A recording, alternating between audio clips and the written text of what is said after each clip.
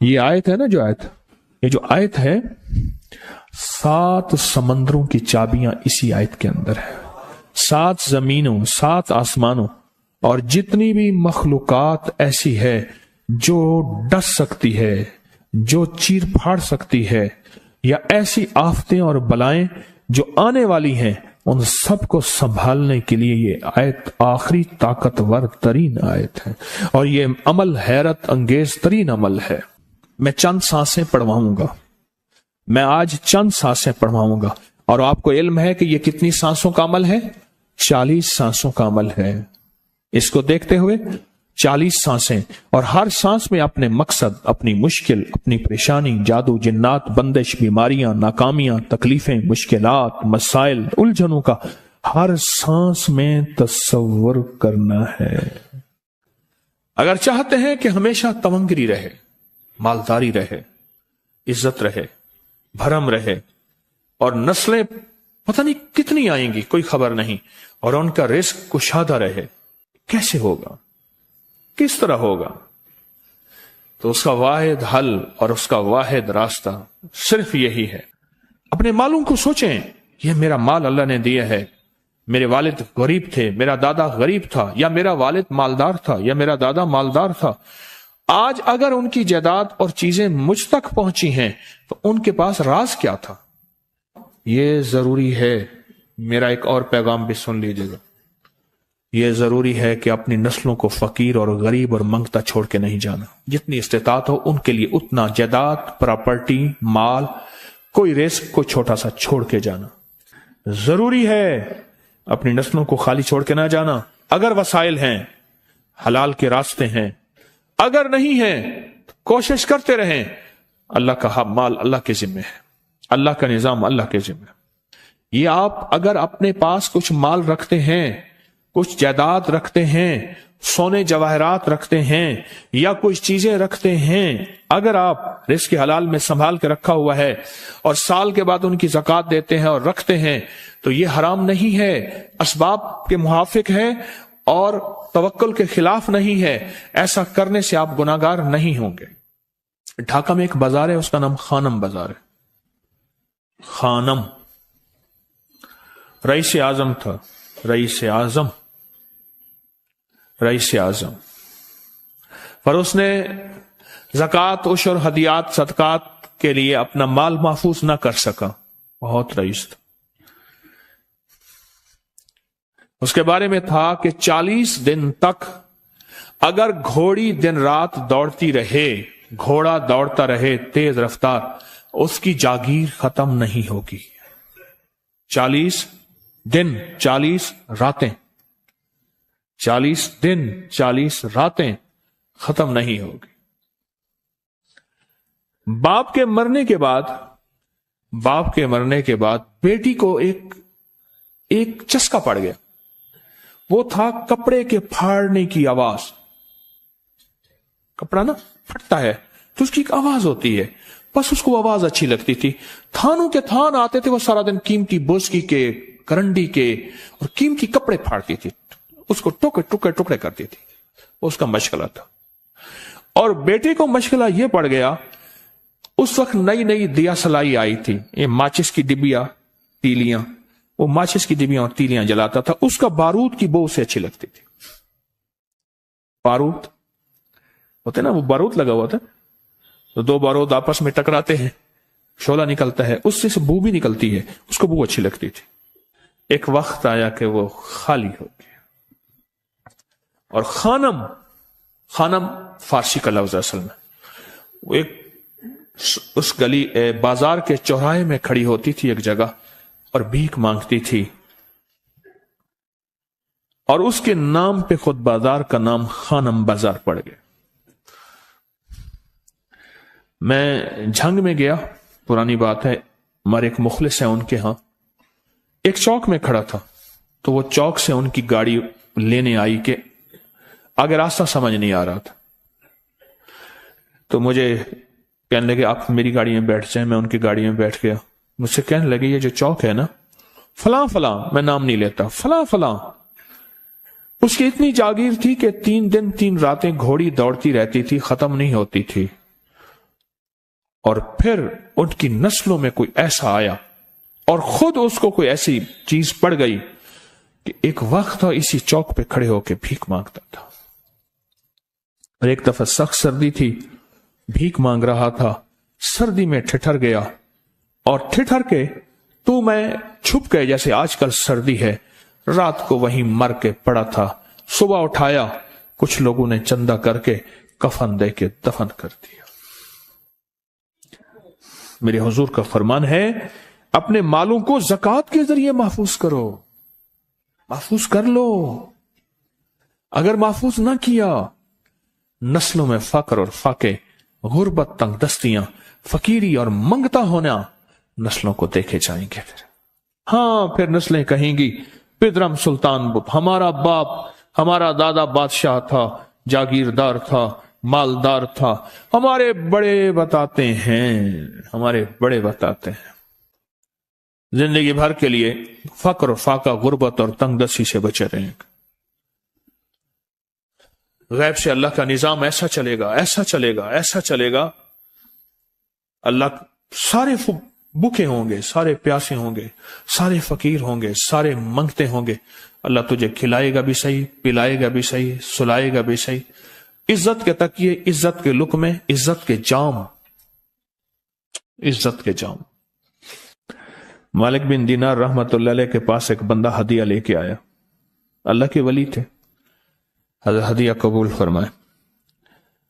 آپ قبول فرما لیتے تھے، کسی کا نہیں کرتے تھے۔ میں نہیں لیتا، تیرا رزق حلال نہیں ہے، دیکھ کے فرما دی، تیرا رزق حلال نہیں، دیکھ کے فرمایا تیرا رزق حلال نہیں۔ انہیں حضور حلال ہے، فرمایا نہیں ہے۔ تو اچھا فرمایا ایسا کر، یہ رزق لے جا جو مجھے ہدیہ دیتا ہے، تجھے سب سے زیادہ جو مستحق ضرورت مند ملے اس کو دے، دینے کے بعد پھر اس کا پیچھا کر۔ وہ ان پیسوں سے کرتا کیا ہے؟ اب مرشد کا حکم تھا، فرمان تھا، کیا، دیکھا تو ایک لولا، لنگڑا، اپاہج، معذور، اندھا، کانا، کپڑے خستہ حال، بالکل بے بس، اور بھیک مانگ رہا ہے۔ اس کا دل نرم ہوا اور کہا کہ اس سے بڑا ضرورت مند پھر کوئی نہیں ہے۔ اس کو جا کے مال دیا، پیچھا کیا، چلتے چلتے چلتے اس نے جا کے آگے گیا تو نہ وہ لولا تھا، نہ وہ لنگڑا تھا، نہ وہ کندھا تھا، کانا تھا، نہ وہ اندھا تھا، کچھ بھی نہیں تھا، بالکل ٹھیک ٹھاک ہو گیا، اور یہ حیرت سے دیکھ رہا ہے۔ کرتے کرتے جا کے اس نے ان پیسوں سے حرام کام کیا، خاموشی سے آ گئے، آپ کا فرمان ٹھیک ہے، میں اب یہ میرے پیسے لے، یہ جا کے کسی ایسے بندے کو دے جو تجھے سب سے زیادہ مالدار نظر آتا ہو، خوشحال نظر آتا ہو، بہترین نظر آتا ہو۔ اب پیسے لے لیے، اب دیکھا تو ایک صاحب ہیں، بڑے قیمتی گھوڑے پہ، لاجواب پوشاک ہے، اور بہت اچھی حالت ہے ان کی، بہت اچھی حالت۔ سوچا کہ حضرت نے فرمایا تھا کہ سب سے زیادہ خوشحال کو دینا،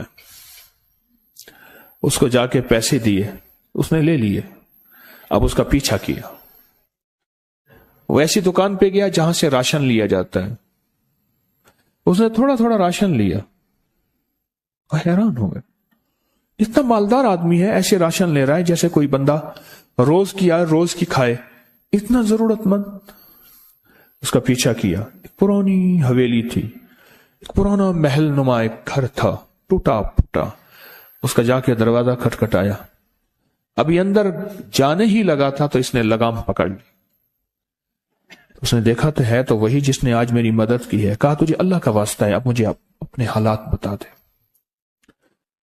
تو کہنے لگا تو نے جس کا واسطہ دیا ہے اور پھر تو نے میری آج مدد کی ہے، میں نے آج تک اپنے حالات کسی کو نہیں بتایا، میں رئیس اعظم تھا، تلک الایام نداولها بین الناس، اللہ کی طرف سے آزمائش آ گئی، اور فقر، فاقہ، غربت، تنگ دستی ختم، ہر چیز ختم ہو گئی، कई दिनों से मैं भी भूखा हूं, मेरा घोड़ा भी भूखा है, और ये मैंने कपड़े संभाल के रखे हुए हैं, ये एक लिबास है रखा हुआ है, बाहर इसी लिबास में निकलता हूं, किसी को यह शक ना पड़ जाए ये भूखा है, ये फक्र की हालत में है, ये गुर्बत की हालत में है। मेरे हाल से कोई सवाल का दरवाजा ना खोले, गौर से समझेगा। मेरे हाल से कोई सवाल का दरवाजा ना खुले, मैं ऐसा हाल बनाऊं लोग मुझे सवाली समझें, कि कुछ लोग जुबान से सवाली नहीं होते। मेरे आका का फरमान है, अपनी बीमारियों का सदके के जरिए इलाज करो। और सदका, यह सारा वाकया सुनाने का मकसद, तलाश करो, ज़कात तलाश करो, किसको देनी है, कौन जरूरतमंद है, कौन ऐसा है जिसको बज़ाहिर लोग मालदार समझते हैं, अंदर से खाली है, खोखला है। हुआ ये, एक खैर के काम के लिए पैसे जमा करने थे, खैर के काम के लिए।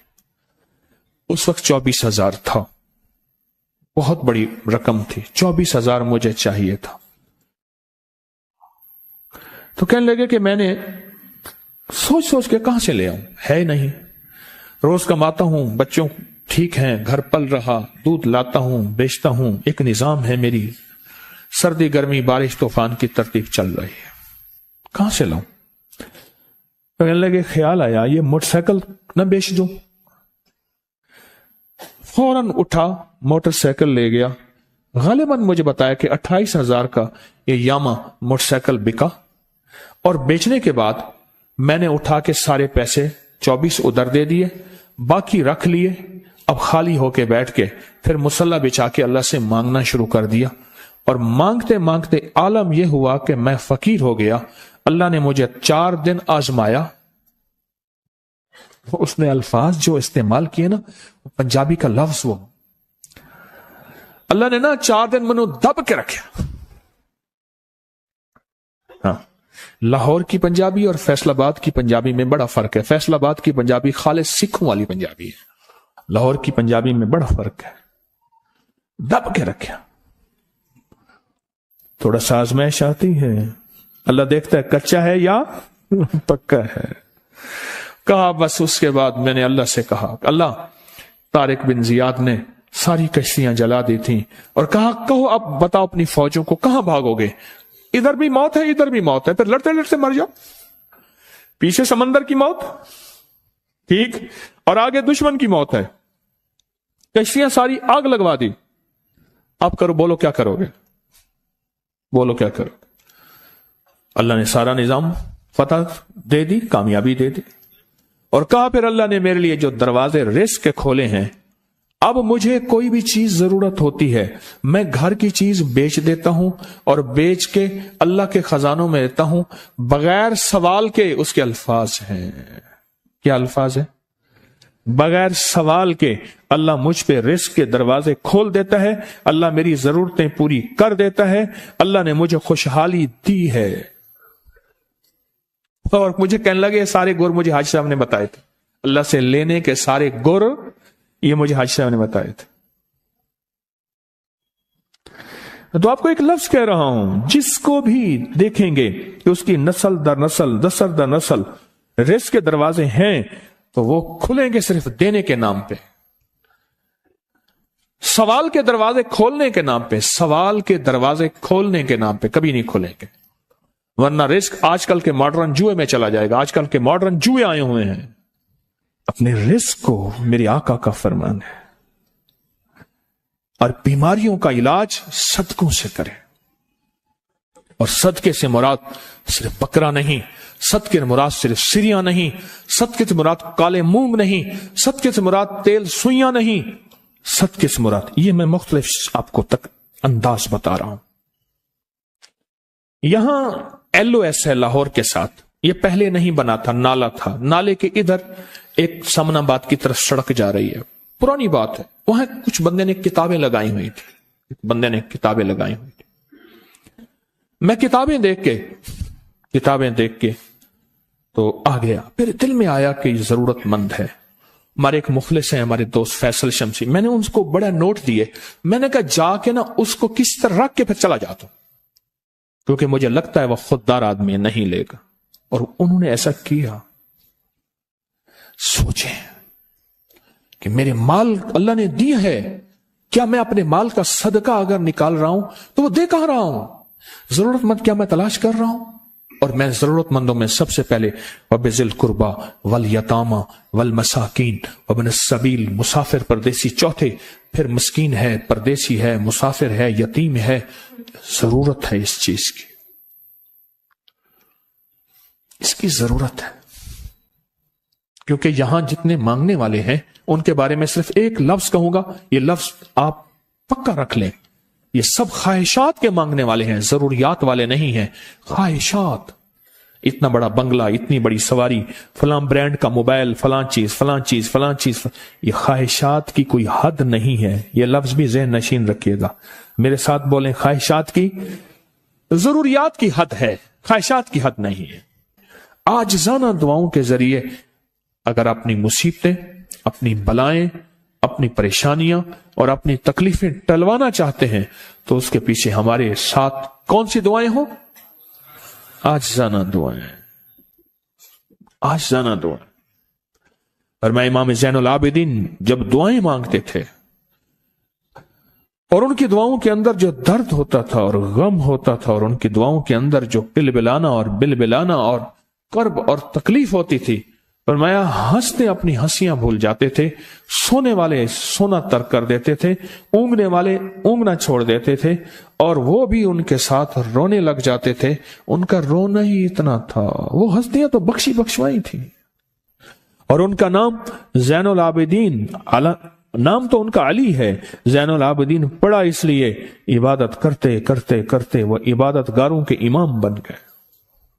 یہ تسبیح خانہ جو آپ کو راستے دے رہا ہے، تسبیح خانہ جو منزلیں دے رہا ہے، یہ راستہ، یہ منزل ساری کے ساری اس لیے ہے کہ اس منزل اور راستے کے پیچھے دعاؤں کی طاقت ہے، دعاؤں کی طاقت ہے۔ ان دعاؤں اور اعمال کو اپنے ساتھ ایسے سینے سے لگا لیں۔